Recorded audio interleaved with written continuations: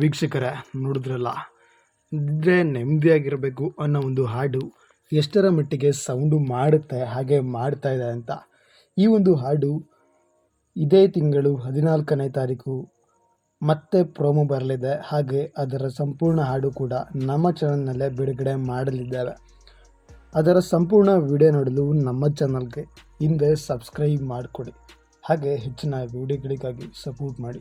ಮುಂದಿನ ವಿಡಿಯೋದಲ್ಲಿ ಸಿಗುವ ಅಲ್ಲಿವರೆಗೂ ಸಬ್ಸ್ಕ್ರೈಬ್ ಮಾಡಿಕೊಂಡು ಸಪೋರ್ಟ್ ಮಾಡಿ. ಈ ಒಂದು ಹಾಡಿನಲ್ಲಿ ಡಿ ಬಾಸ್ ಅವರ ಸ್ಟೆಪ್ಸ್ ಹಾಗೆ ವೈರಲ್ ಆಗುವಂಥ ಲಿರಿಕ್ಸ್ಗಳು ಸಾಕಷ್ಟಿದ್ದಾವೆ. ಇದ್ದರೆ ಅವು ನಮ್ಮನ್ನು ನೆಮ್ಮದಿಯಾಗಿರಬೇಕು.